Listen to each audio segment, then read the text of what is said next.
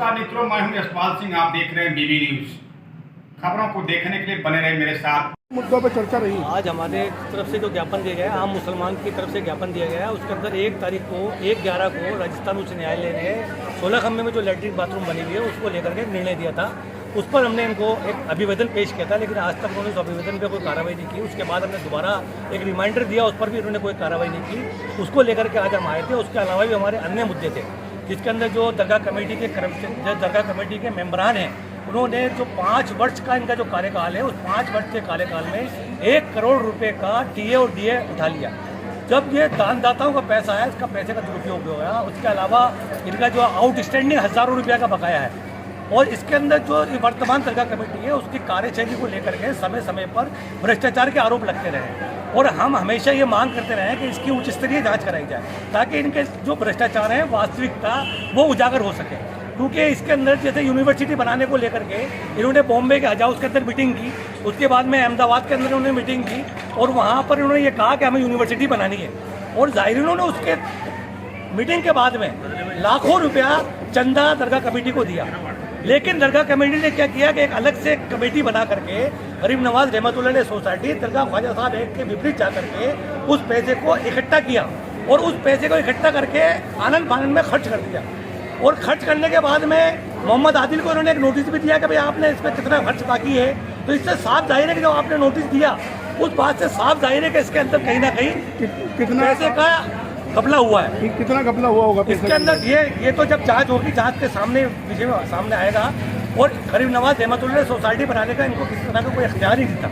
और इन्होंने जो कि दरगाह एक्ट के अंदर क्लियर तौर पर लिखा है कि दरगाह कमेटी का जो पैसा लिया जाएगा वो नाज़िम के द्वारा वसूल किया जाएगा, जबकि इन्होंने अलग से सोसाइटी बना करके उसका फंड अलग कर लिया और खर्च अलग कर लिया।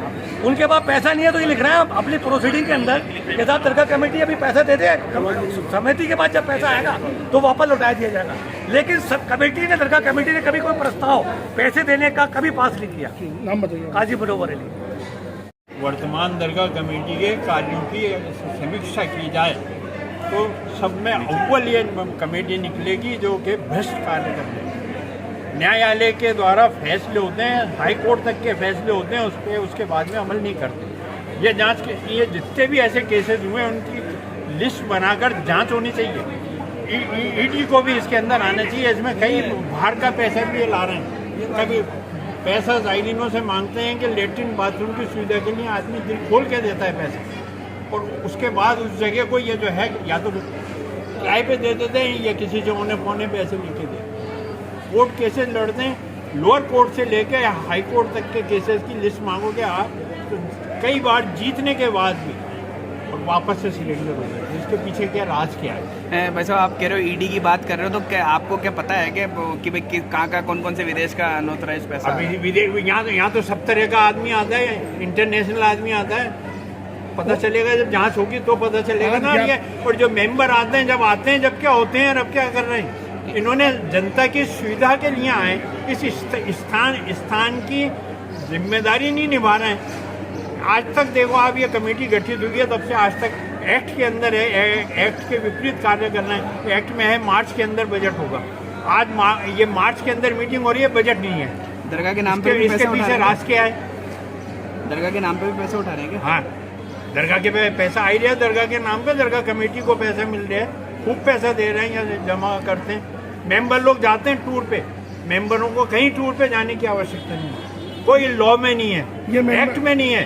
सिर्फ ये प्लान बना सकते हैं मीटिंग करके, जो भी है व्यवस्था देने की। अभी जो तो ये थोड़ी कि एग्जीक्यूटिव करने निकल जाते, एग्जीक्यूटिव करने निकले इसका मतलब है लेन देन हो रहा है।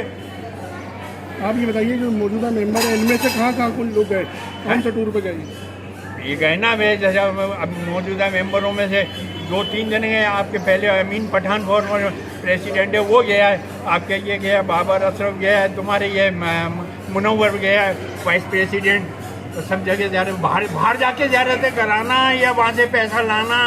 इसके इन्हें कहीं एक्ट में अलाउ नहीं है किसको भी। ईडी की जांच तो खुद एक पूर्व सदस्य रह चुके हैं। क्या कमियां रही थी उस समय और आज क्या कमी है?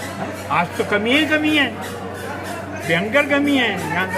यहाँ के लेटरिन बाथरूम का पैसा खा रहे हैं। और अगर कोई दरगाह में व्यवस्था करता है तो अगर जायरीन की सुविधा में व्यवस्था हो रही है, उसको एप्रिशिएट करना चाहिए या उसको और ये नेगलेक्ट करते हैं। आज किन की ओर से ज्ञापन दिया गया और कौन कौन लोग इसमें शामिल हैं? नोटिस में है आपके ये